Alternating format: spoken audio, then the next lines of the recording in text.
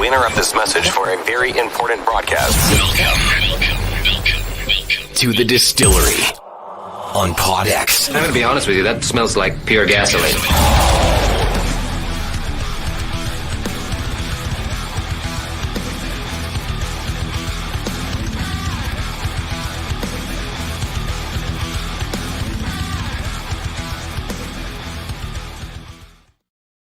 Hey friends, welcome to another episode of The Distillery. My name is Tony. I'm your host for this show on PodX, where we talk about restaurant industry challenges during COVID. I've got some great guests for us tonight, but I just want to give you a few stats before we get started. The provincial government announced, last week, that although there would be a slight increase or easing of the current COVID restrictions for outdoor gatherings and personal services beginning on the 18th, on-premise dining will remain closed. And that hits a lot of people really hard when it's their entire livelihood. I mean, not only the owners, but of course, the people that work in that industry. And if you look at some stats, the Alberta Hospitality Association is requesting for more clarity from the government, including fact-based rationale as to why indoor dining cannot reopen, despite some others being given the opportunity to go ahead and conduct their business. New numbers from the Canadian Federation of Independent Businesses show that 17% of businesses in Canada are in danger of closing from the pandemic. That means there's up to 181,000 businesses nationwide that could shut their doors for good. Now, here in the province of Alberta, the numbers are even higher. 22% of businesses considering bankruptcy or winding down operations, putting 34,498 in danger of closing their doors. The CFIB estimates that 41% of Alberta private sector jobs are at risk. According to the mid-range estimate, 624,998 jobs could disappear in the province because of business closures. Now, I wanted to talk to some local owners and restaurateurs to see exactly how the COVID pandemic has affected their operations and also some of the innovations that they've had to come up with to continue business. So I'm going to introduce all three of my guests from right here in Central Alberta. This is Brennan from Beau's Bar and Stage. Brennan has joined us, of course, with the kids being maniacs in the background, and I love it. Also, Riley of Cilantro and Chive, thank you so much for joining us. And one more, Patrick from 111 Grill. Fellas, it's an interesting time for business in the restaurant industry. It's obviously been a hard one going forward, but I'd like to talk just out of the beginning, just a little bit about the current state of business. So, Brennan, the current state of Beau's Bar and Grill, how are you guys doing? How are you hanging on? And how are you making it? You're going to be fine for now, but it's pretty precarious or what? Yeah, no, we're going to be fine. Beau's has good, strong ties in the community.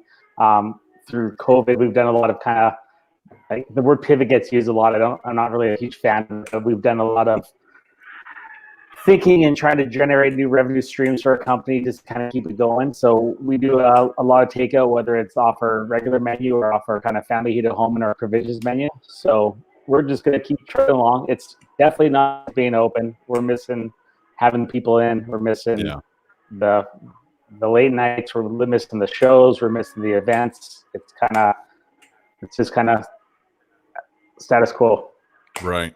And Patrick, for you at 111 Grill, I mean, a lot of your business, I would assume, has to do with rezos and these big sorts of events that you've had to miss now going forward.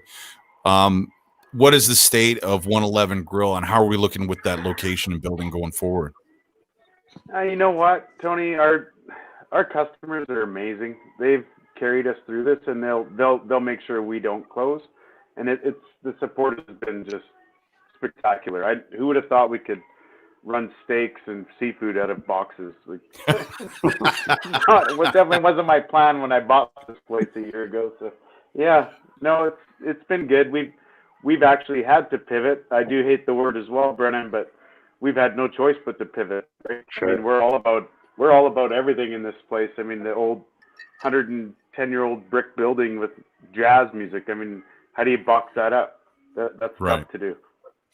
Well, and then for you, Riley, as well, you're even crazier because not only, I mean, are you having the hard time of running business during restrictions, but you opened another location too. Madman. Yeah, yeah, it's a little crazy for sure, but we've got an incredible management team, an incredible team behind us, and we couldn't do it without them. So we're pretty fortunate for the people that we have that are in the trenches and getting things done for us. So we wouldn't have it any other way. Right. One of the first questions I have for you fellas is it not only affects the ownership, but it affects the employees as well.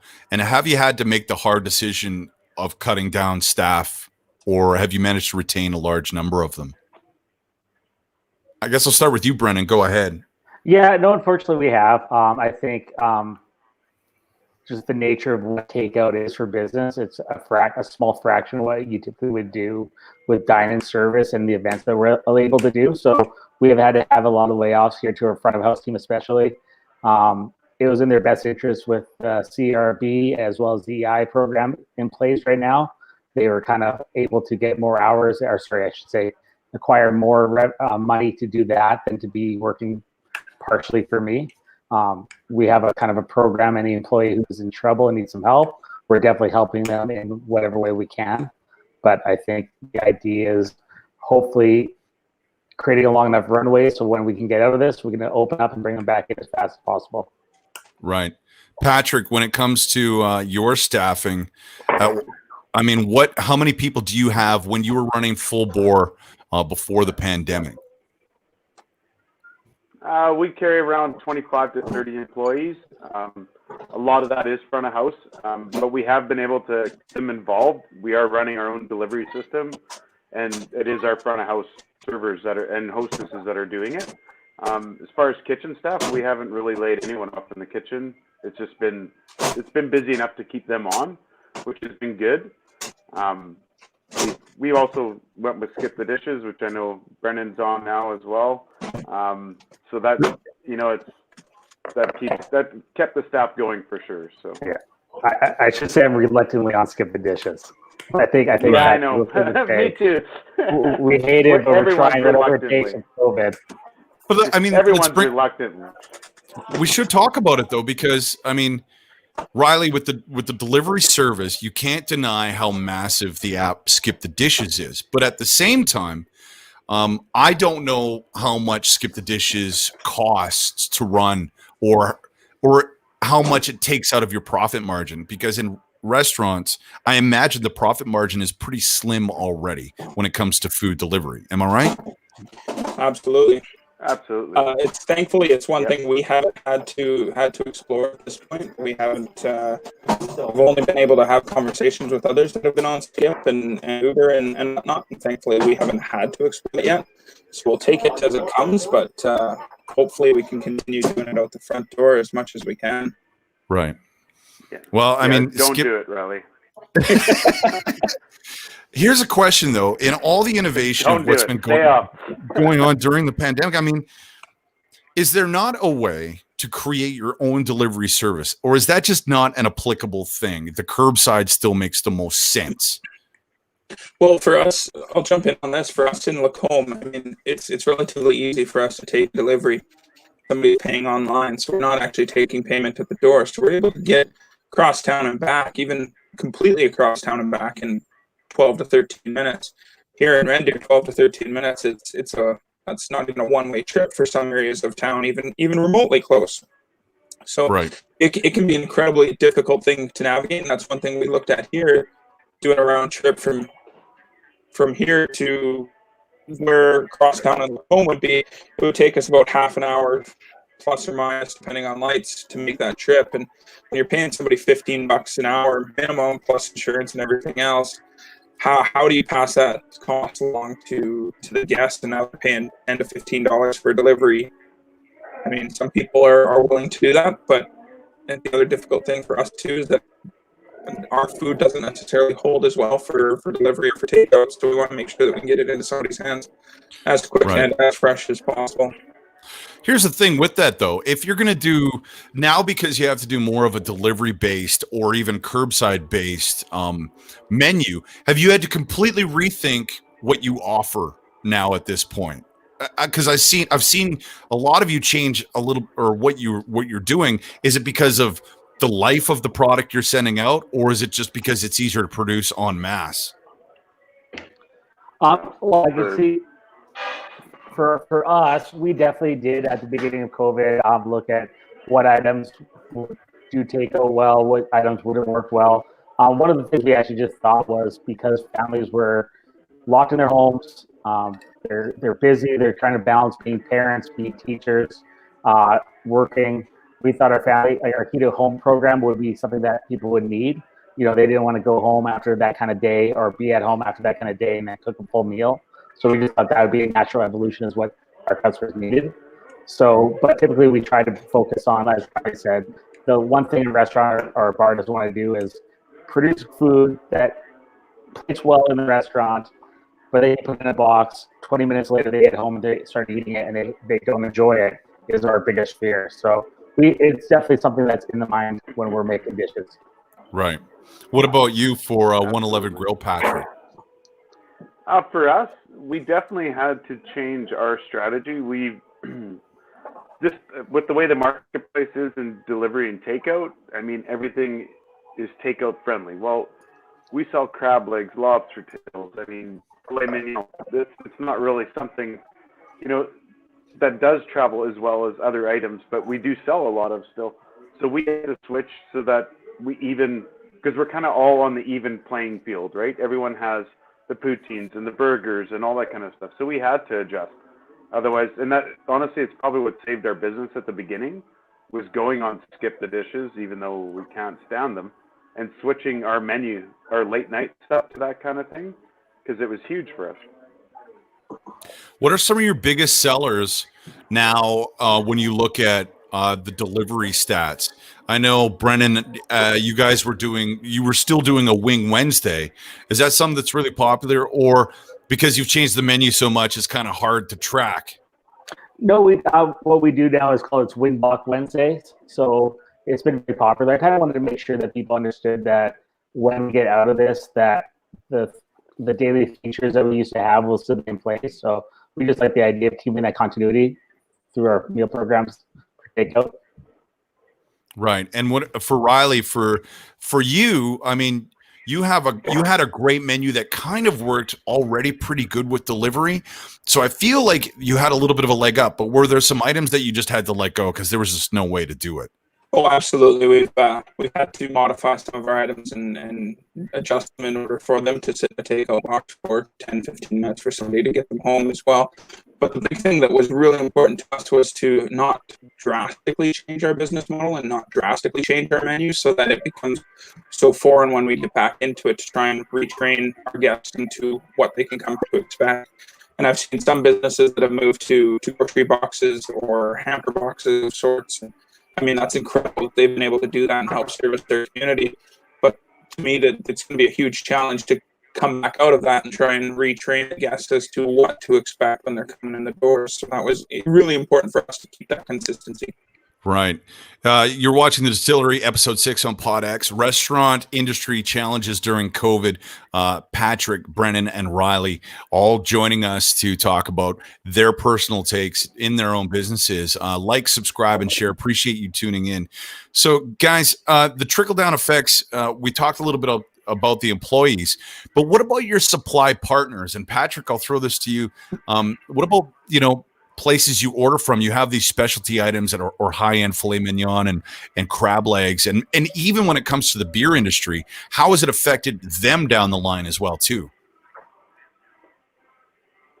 Well, the beer industries, I mean, they got to be hurting off this, because we've been basically selling cans of beer. We tried selling our draft out, but now it's turned. We can't keep going back to that. We're just leaving our taps empty for now.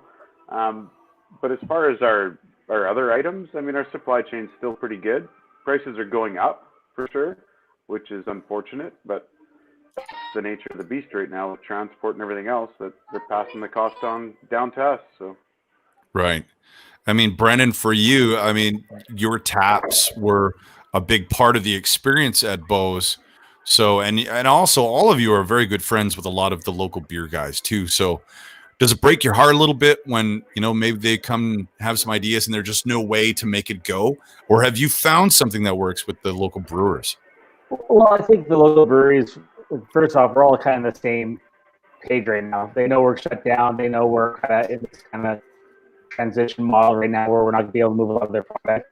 So, they're going to work with us in whatever capacity. I love the craft industry in Alberta just because it is a family. We all work together. They're just going to, I guess, on their end, they can still sell product for restaurants, retail chains, stores, liquor stores, etc. They'll be okay. They're going to get out of this, and they're going to be more creative when they come out of it than they were before going into it, which is even amazing considering how that industry is. We'll just keep grinding. Patrick makes a really good point, though, and one of my big fears coming out of COVID is going to be supply chain, just the issue of pricing. And at some point, we're going to be in a recession for quite some time in this province, and if pricing continue to increase, restaurants work on incredibly tight margins. Some restaurants, the national average is 4.6% profit model. Wow. So if you look at how tight that is, when things start going up, eventually you have to roll that over to the customer. There's going to be a point where the customers aren't going to be willing to take price increases either. Riley, do you have anything to add when it comes to that, when it comes to trickle down effect, when it comes to suppliers, the local beer guys? I saw you had something very creative today, by the way, which looked like a mason jar craft drink or something that you could send with your delivery.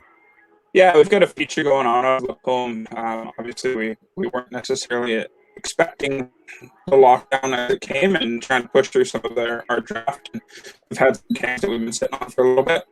Obviously still well within its life expectancy, but how long is this going to last, and how many more weeks, months are going to be in this? So we're trying to push through some of our product as well and passing those savings on to our guests and go from there. But from the craft beer perspective, I absolutely agree with Brendan. It's such a family and such a camaraderie that I really wish that there was more of that in the restaurant industry, and we're really looking forward to being able to do that here in Red Deer as well. But reaching out to the breweries and asking them if they have some dollars, because we were fresh out of dollars in Lacombe, and some of them are stepping up and able to help us with that to get product out the door and selling them to us, selling them to us cost. So it's been really helpful and really supportive to be able to work with those guys along this and see their camaraderie as much as it's a challenge for them, grinding it out and switching gears from kegs, cans, and back and forth as it goes. So it's really fortunate to work with them. I got to ask, fellas, how much money have you put into place when this whole thing started? I've seen your renovations in person for the most part from Riley, but also some photos from Bose and as well as 111. How much money did you invest in ensuring that the customer experience remains safe, but at the same time, you can provide what you do, which is a vibe? All three of your locations provide an atmosphere. So how much tinkering did you have to do, and how much did that cost going forward? Brennan, go ahead. I mean, the short answer is it's not yet known. I'm continually spending money on upgrading systems, operations, layout of the room. I've spent easily over $30,000, $40,000 with some of that at this point, but it's going to be something that I continue to evolve because, as the restrictions evolve and the model in which we can either have, more capacity, we're able to spend more on putting dividers up and stuff like that. Now, the idea is, whether we're looking to do a long-term thing. Riley's done that approach where he's kind of transformed his room to look amazing because of the COVID and what it's done. For myself, I've yet to kind of take that step where a lot of the stuff I've done is more not as permanent. But I'm also, currently looking at doing some permanent structure like that just to kind of help make sure I have space dividing in the room. For 111 Grill, I mean, the layout is unique in your particular spot, Patrick. Is there really anything else that you can do beyond what you've done already to try and provide a safe experience?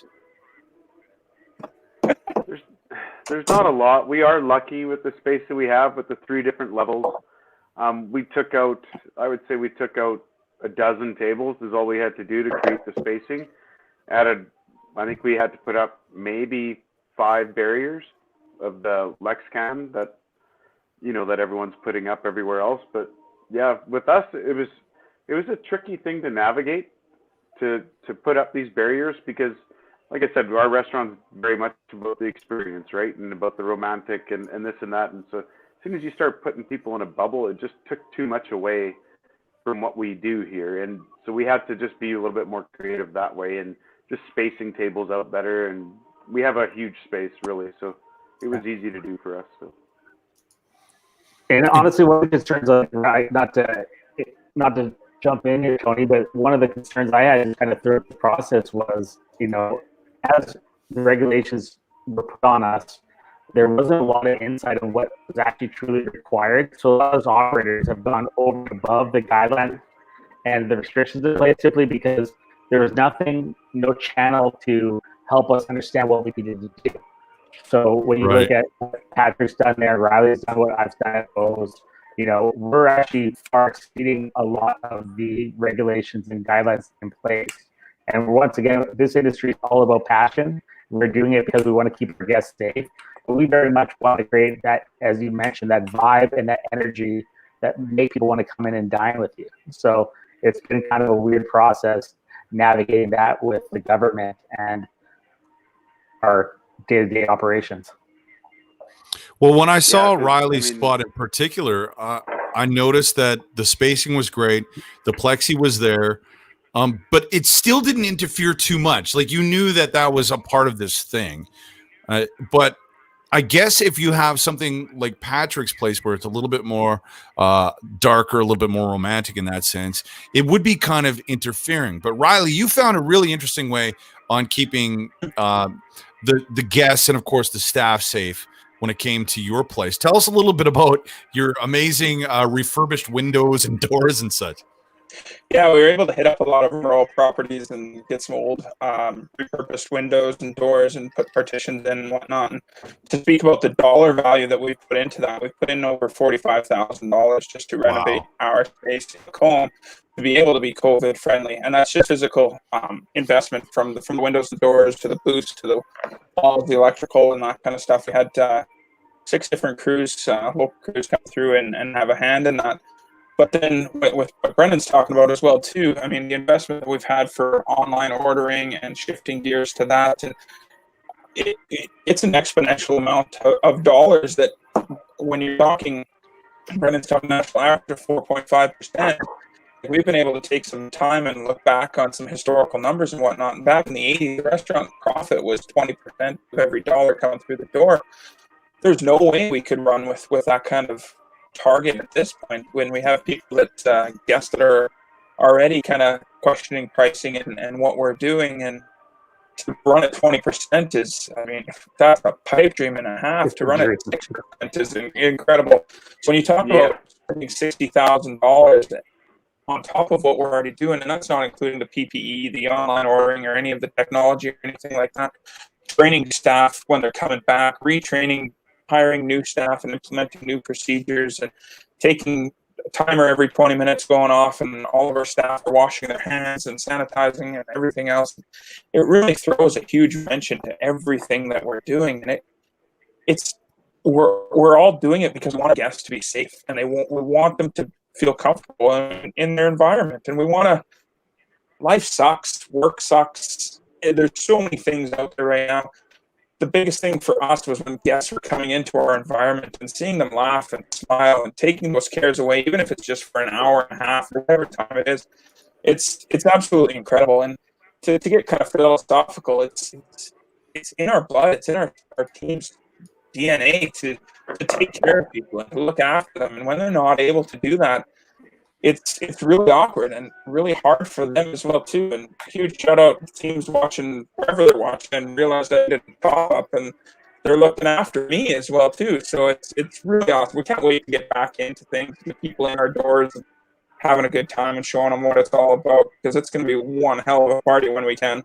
Right. Oh, yeah. Well, here's the thing though. I mean, if you look at what was allowed to open after a soft relaunching of some businesses. There's nail salons, there's massage, there's pedicures, haircuts, barbershops, and all this sort of thing. And I'm thinking to myself, there's a lot of physical contact going there with a lot of these shops.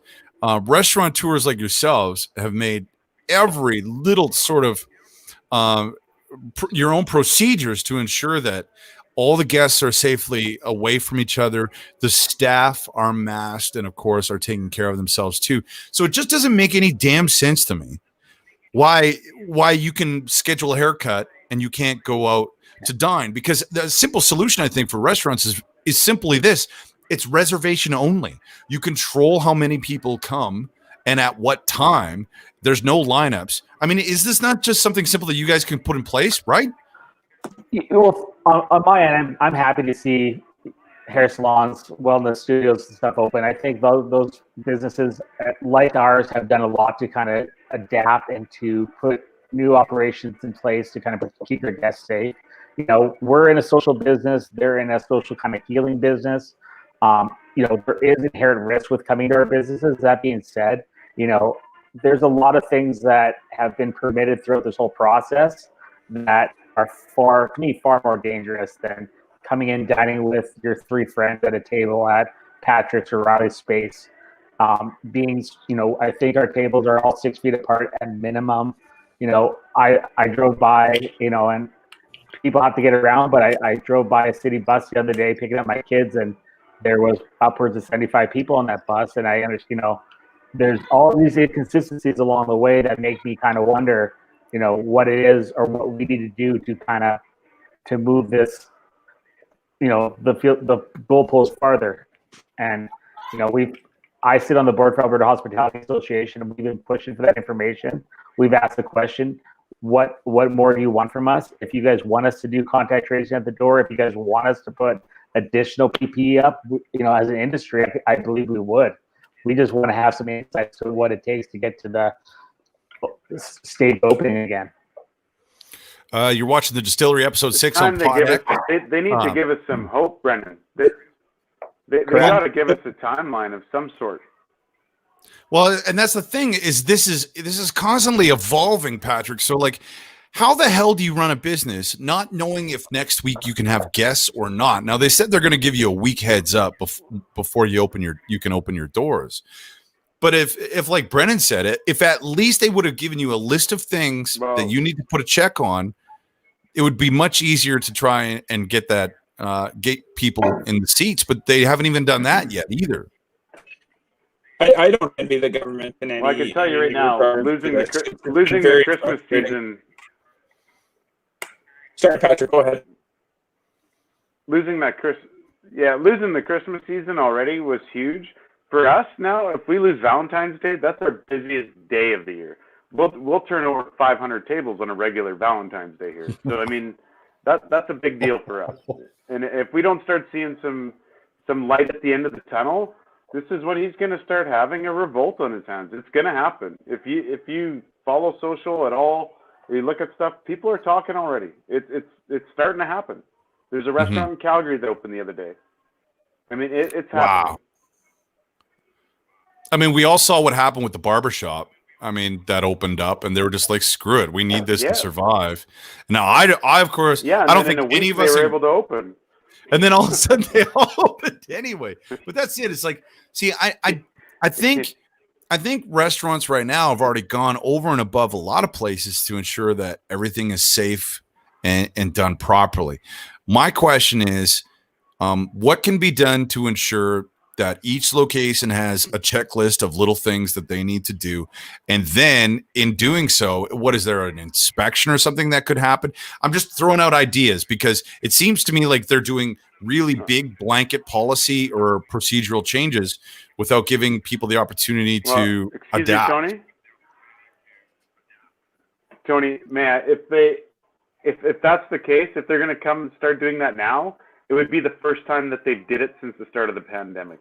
So they got a lot of backtracking to do to come up with a new plan for everybody because they haven't given us shit yet. I mean, all this stuff, like Brennan said, this is on us. We all took the initiative to make our own procedures because we had no there was no playbook for this. They didn't give us anything. Wow, that blows my mind. To touch on where I was going earlier, like I don't envy the government in any stretch. They're trying to take what's coming to them, the information that's coming to them, Absolutely make not. sense of it and pass it along. But at the same sense, I mean, from a business perspective, we can go down a rabbit hole of what business should and shouldn't be open, why things should and shouldn't be open by any stretch. I'm happy that for neighboring businesses, hair salons and whatnot, that are able to get back into it, get the employees back in, I'm due for a haircut here hard. I'm happy to be able to do that and not have to do it myself at the end of the day, or maybe I just kind of grow it out, but I don't quite have the locks like Brennan has by any stretch. But at the end of the day, we're all in it together. We've got to make some adjustments and tweak what we're doing to make it the best that we can. But it's frustrating because they said that if we did this by this, we could be open.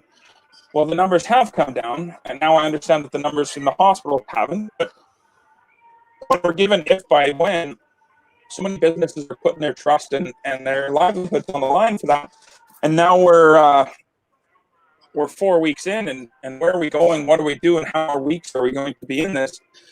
I mean, if it's 2 more weeks, sure, we can grind through a few things and still open for some really non-profitable lunches and run a 60% labor cost through a couple more lunches. But if it's another 4-8 weeks, we can't keep running that 60% through those lunches, because it's just when we're talking 4.5%. I mean, we're even less than that as a business at what our profit is. And we don't have that wiggle room, and we don't have that flexibility. And restaurants aren't getting lent from the banks at the best times, let alone right now. And then even if we are lent to, we have to pay that back. And how do we pay back a $50,000, $60,000, $100,000 loan on 4.5% over how many years? Like it just doesn't make a lot of sense. So at the end of the day, I hate the word pivot, and I'm really ready to just throw that word right out the window. But we've got to do what we got to do. We didn't get into business because we weren't looking to do something different than what was happening. And we look to other people, and I personally look to Brendan and what Tufty and them are doing at Bose, and get really excited seeing them and passion that they have behind it. And that drives me. Seeing our guests come through the doors, even just with their masks on for that moment, and seeing their smiles and their eyes light up, and them all social and engaging with us, it really gets us going. And I don't know, I appreciate everybody's input, and everybody's in a different boat in the storm. We've all got to get through it together. But you look at the hair salons, and they don't have, not saying that they don't have as much invested in it, but they don't have the liquor license. They don't have the health permit, the food permit that we have. That if we get shut down, or if we do this and we get, if not me, but if somebody opens up and gets shut down, AGLC can pull their liquor license forever. AHS can pull their food permit forever.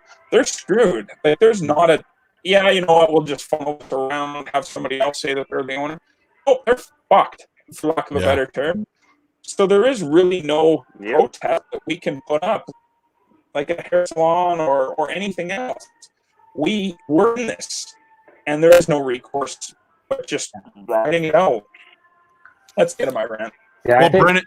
Oh, go ahead. Sorry. No, I just think two things to touch on what kind of Riley mentioned here is, I think what we've been asking the government for is just some transparency and understanding what they need to see in terms of the data, so we could then get planning on our end. I think, the government has stated they'll give us a week's notice, but, every Thursday, not only do I sit by waiting for, the daily press conference, but I have employees sitting back and asking and texting me and asking for insight of where things are going. And the idea of not knowing a week in advance where our outcome lies is kind of very stressful. It's creating a lot of anxiety. It's manifesting in some different kind of personal problems for a lot of my team. Transparency with our industry would help us to look at what that runway is. As Riley said, if it's 2 weeks, 3 weeks down the road, we can make it through. Then we know. And then on top of that, we can pivot to begin looking at what a relaunch looks like and how we can create fun, safe things for our customers to do. The next top of that is, the government's been giving, they have helped out, they have given subsidy, they've done certain things along the way. but a lot of what they've given is stuff that we're going to have to pay back. So how do you tell an industry, as Patrick had mentioned, Yep. when you take away their biggest days of earning and say, well, instead of you making your money and generating revenue, we're in fact going to just give you a loan. It's low interest, but you're going to have greater debt going out of this than you had going into it in an industry where there's high profit margins is not really, it doesn't make sense to me. It makes me mad when, what the government needs to do is step up and look at further subsidy that is forgive, that helps us come out of this once again. Yes. Keeps us passionate, keeps us moving on to help people come in. Communities need restaurants, they need bars, people need to socialize. And what's kind of happening right now is you have some very passionate people on this screen here, and I've had conversations with both these gentlemen offline, and the passion is starting to kind of leak from us. And once that happens, it's hard to kind of get it back. So we need some kind of win along the way, so we can move out of this and then keep this industry strong. Well, and what we do, I mean, Darren or Chartier earlier was they had shut down for one of their staff having COVID and doing a deep clean, and they're able to reopen. But their conversation that they had online is that they are very much a diesel train going down the road, and that's hit the brakes abruptly. Well, now we need to restart, and even if the government gives 7 days, our employees have 7 days to say yay or nay whether they're coming back. And if in 7 days that they're coming back, they're going to need 2, 3, 4 days to kind of get back up to speed, 50%. Plus, we're going to have 2-3 days of prepping. We can't just reopen our doors, flip on the light switch, and people walk in and everything's good. But then you look at the other side. Well, day 7, 5, 6, 8 employees say that they don't want to come back. They don't feel safe, or they've shifted gears or transitioned to something else. Now we have to hire, and that hiring process can look at 1-2 days, could look at 14 days for them to get an order to another employer. Right. And now they're coming in 2 weeks later, plus now, 3, 4, 5, 6, 7 training shifts, plus a few ongoing. So it's a long process. It's not just a light switch that we can turn on and turn off, plus bringing in suppliers and bringing in product. And for us, craft beer from across the province with direct deliveries, and produce and proteins from different local suppliers that we have too. And they have set days that they need to be able to go into town or be delivered to wherever it is. It's not just light switch on and off. It's going to take some time to get back up to speed, and it's not going to be an easy process. What about you, Patrick? Are you on standby? Do you have a plan if it comes down from the govy that you can do it, or what do you do? Yeah, well, I mean, we're ready to open. I mean, our kitchen staff, my chef's been here since the day this place opened, so we're kind of set that way in the kitchen, and we do have a great team back there. I mean, as far as employees go, like, we've lost our front of house manager who's been here for 7 years because she had to take a different job. I mean, that's the reality of what's going on right now, and the hiring process is super, super tricky right now. I mean, with a job you might get 40 applications for before, you're getting 10 now, because it's so much easier to sit on your ass and collect a check right now, or if you don't feel safe. I mean, there's so many variables right now as far as hiring goes. But I mean, we're ready to go. We're ready to go, man. We're chomping at it right now. My bar manager's painting our bar right now, but he's so damn bored. I saw that. It looks like a nice little corner, by the way. I love it. Yeah. He's like getting Brendan, super bored. Brendan, it's got to be killing you, man. I mean, because the way you're set up, I mean, to have hockey finally come back and then not be able to put up the big screen, like, that's got to be a big part of how you're making your cash money too, like game nights and stuff. Well, we're not really sports focused anymore. We're more of a music kind of venue. That being said, as kind of we're an event space, we had a lot of stuff planned for World Juniors. We had different kind of huge reservations that kind of got canceled at the beginning of March. We're going back a lot of months now, but we kind of thought that World Juniors would not have the same look at that time. So yeah, it's been frustrating. All that stuff, it hurts. Every day I get a notification for a show that I had in my calendar that usually I book a lot of these shows a year out, and you slide by it and you just get heartbroken with like, oh, no Jimmy and Whirl, no, the number of bands that supposedly were supposed to come through over the last 9 months was, enough to just make me lose my hair. But luckily, I'm still blessed to have it. Well, that's the unique side of what you do, Brennan, is the stage itself was a big attraction. And of course, now not being able to have that, I saw you move. You had something genius with it was like the back room sort of recordings, the little office. Is that something you can still do, or is that done now? Because of course, proximity with each other. Well, yeah, currently we're kind of holding off on that. We have our kind of back office session, as well as we have a creative studio that we've kind of taken over, that we're doing kind of virtual shows from, and other kind of virtual meetings and stuff like that to be held from there. Everything's on pause right now, but it's all going to be ready to go once we get the green light. Guys, for those of you tuning in, this is episode 6 of the Distillery on PodX, Restaurant Industry Challenges during COVID. Patrick, Brennan, Riley, all from 111 Grill, Bowes Bar and Stage, and Cilantro and Chive. I can sense the frustration in your voices. I can sense that there obviously hasn't been enough put in place when it comes to policy and giving you some direction from the provincial government. But also I can still sense a little bit of optimism going forward. All 3 of your places are amazing in their own little way. Riley, you've got that place that's very family and friend and fun. Brennan, you've got sort of the night lounge effect to it. And of course, Patrick, 111 Grill it's beautiful, and it's a great place to take a date, and it's got that sort of charm to it too. Going forward, fellas, what are the things that we can tell people to support you? What can we do as patrons, or are there events coming up that we should be a part of? Patrick, I'll start with you. Go ahead. Well, right now we're planning Valentine's Day, obviously, and we have a plan A, plan B, and plan C right now at this point. So, plan A is obviously being open. That's what we want. Right. And we'll have a great entertainer in here that weekend for sure. We had such a great lineup that we had to cancel out. And no one thinks of these guys neither, right? These artists are amazing, and I mean, it's killing them to not be playing right now. I mean, Brennan, you know that. I mean, all these guys want to do is play. They just want to perform. And I mean, we have Valentine's Day coming up, so we're hoping to be open. Obviously, we have no idea on that. So I guess the moral of the story is, Patrick, we're going to do a Valentine's. If you are open, book, right? Like, it's all going to be reservation only, obviously, with Valentine's Day. Yeah.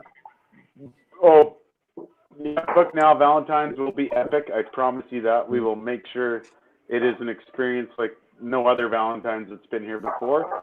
And then we're ready to put it out in a box as well, right? So either way. Okay. Riley, what about you? What's coming up for Cilantro and Chive? Tell us a little bit about the new location and how people can enjoy that right here in the city of Red Deer now, not just Lacombe. Well, right now we're just pick up online ordering for sure. We can't wait to get open and have some fun within our 4 walls. But in the meantime, ordering, and we were chatting about this a little bit off camera here, off beforehand, but not necessarily ordering between 5 and 7. If you have the ability and you have the option to order in off peak times in between 2 and 5 or after 8 o'clock as well, that's incredibly supportive. If you guys can kind of shift your gears a bit, we're used to having 16, 18, 20 tables in house, and we're able to schedule those accordingly. Now, I mean, the support is absolutely amazing, especially in Red Deer tonight. And we've got 50 orders coming in every hour, and it's absolutely incredible, but we're just not physically able to get to all of those. So when we can shift those gears to off-peak times for any restaurant, it's incredibly beneficial. For us, we've got a new burger of the month coming out in February. We've got 2 guest chefs, 1 for each location. So we just had some burger tasting, and we're pretty jacked for those. We're little foreshadowing here, but we're able to work with Dusty out of Bowes to be able to do a burger here, and be jacked for him and for the charity that he's chosen to be able to do that. And really awesome to be able to cross promote. But even when it comes down to not being able to purchase food and drinks and gift cards from all of us, big thing for us is even social. Like, interacting, engaging with us on social media, sharing our posts, liking, commenting, whatever you can do is hugely beneficial. And if you've got some time on your hands, you're hanging out in the morning, just thinking back to some of the restaurants or bars or breweries or artists that you've supported over the years or you like over the years, throwing a review means the world to us. It really does. Okay. If you can give us a 4 or 5 star review online, is huge. If you need this if 5. have Here's a 5. Yeah, just only 5s, really. Well, no, I'm setting the bar. But even if it's a 3-star review, man. shoot us an email and let us know what we failed on and what we can do better. I mean, we've all interacted with dozens of businesses, whether it's even retail. Shoot them a message, give them a like, a high five, give them a review, get them going, and show them that you really care and that you really are passionate about what they do and can't wait till they open. And that really drives us hard. Awesome. Thanks a lot, Riley. Brennan, final word is yours. When it comes to how people can help you, what are some of the things that we can do? Honestly, people have been doing it. We've had a lot of support throughout COVID from the beginning. I like that this community is really banding together. Riley made a comment earlier about the craft beer industry and how much it's like a family. And I think one thing that COVID's done too is it's really brought restaurants together. I think coming out of this too, we'll all start working with the kind of a more collaborative approach to it, which I think will be great for the customers out there. Keep buying meals. As Riley said, leave a great review, support local. We've been working, he mentioned Dustin here. Dustin started a Be the Village campaign, which we're starting a food program with the mustard seed. It's getting a lot of traction, and just continue to help your community, whether it's a restaurant, whether it's a local retail store. Just keep it local, keep the money in the community, and then also when this comes out of it, trust that we're going to create a safe environment and make it safe for everyone to come out. Well, awesome. Thanks a lot, fellas. I really appreciate it. Here's some stats again if you missed it. It's unbelievable that we're looking at approximately, I believe it's 22% of businesses are considering bankruptcy or winding down operations, putting 34,498 in danger of closing. I'd like to say a big thank you to Patrick of 111 Grill, Brennan from Beau's Bar and Stage, and Riley from Cilantro and Chive. If you enjoyed this video, like, subscribe, and share. And I encourage you to do the exact same thing for all of those locations. 111 Grill, Beau's Bar and Stage, Cilantro and Chive. Look them up. Give them a like. Follow them on Twitter, on Instagram. They're all out there. And make sure that you support our local restaurants as they try to figure out how exactly to stay alive during the time of this pandemic. But not only that, coming out of it, make sure that they have your patronage and in order to make up all the costs that they lost. And we want to see them thrive. Thank you so much for joining us again. This has been a fun episode. Distillery, episode 6, restaurant industry challenges during COVID. Next time on The Distillery. Episode 7 of The Distillery is all about MMA. We have special guest Jet Grand, who is a fighter himself, and he's from our own backyard. Also, another man who has his own fight history, but has now leaned more towards the training, Mr. Wolfgang Jansen. Can't wait to talk to them. Don't miss it. Episode 7 of The Distillery is all about MMA, January 30th.